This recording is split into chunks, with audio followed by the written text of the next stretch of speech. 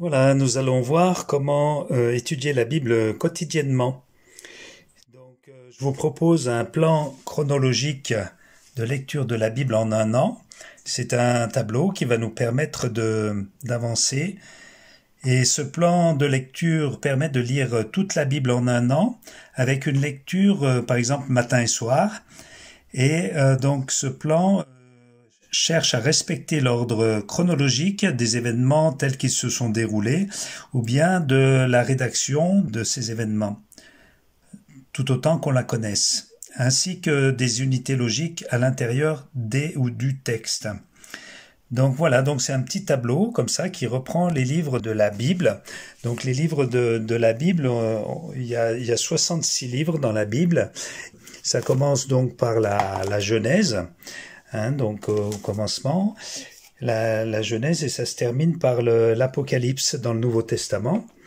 Et tout au long de ces 66 livres qui sont répertoriés, eh bien, souvent, ils sont pas mis dans l'ordre chronologique.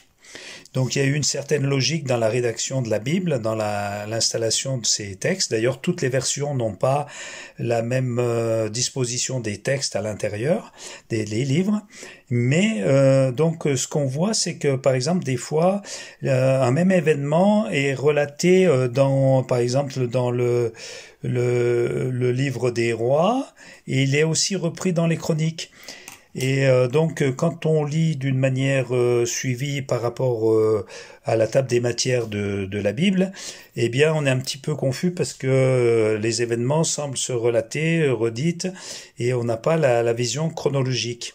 Donc cette étude chronologique de la Bible apporte aussi une vision assez intéressante sur le déroulement des événements, comment ça s'est passé, et donc c'est très enrichissant à mon avis. En plus de ça, donc vous voyez donc le plan, le tableau, il y a une partie avec les dates, la date du jour en question, et donc sur chaque jour, on nous propose dans l'Ancien Testament généralement 1 à 2 chapitres, ou plus, ça dépend de la longueur des textes, et dans le Nouveau Testament, généralement un chapitre. Donc on peut faire par exemple une lecture le matin, une lecture le soir, ou tout le matin, ou comme on veut. On peut aussi prendre, parce que ça représente un petit investissement en temps, on peut aussi prendre l'habitude de se lever plus tôt le matin pour lire sa Bible. Et voyez, donc là dans le tableau, on a une case, on peut mettre la croix une fois qu'on a lu le texte, soit d'un côté, soit de l'autre.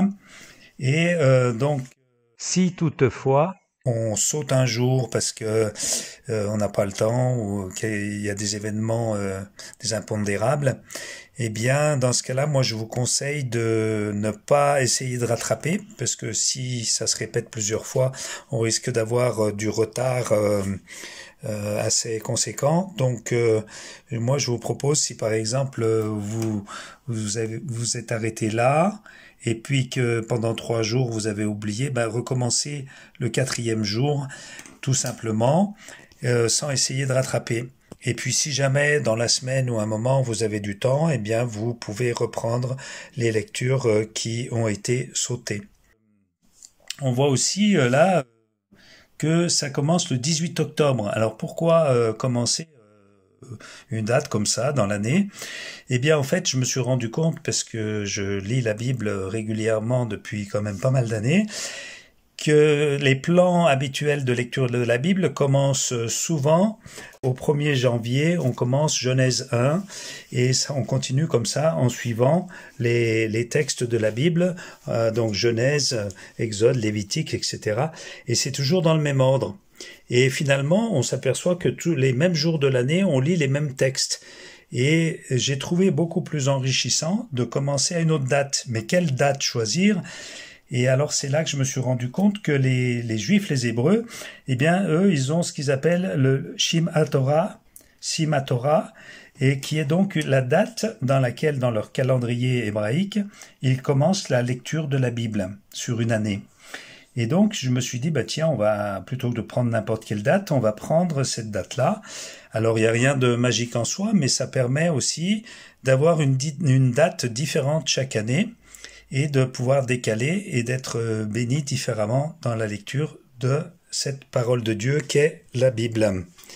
Voilà, donc moi je vous souhaite une bonne lecture. Alors vous pouvez l'imprimer, ce plan chronologique, et vous pouvez le mettre aussi en format, en demi-format de 2 pages sur une feuille. Comme ça permet de s'intégrer facilement dans votre Bible.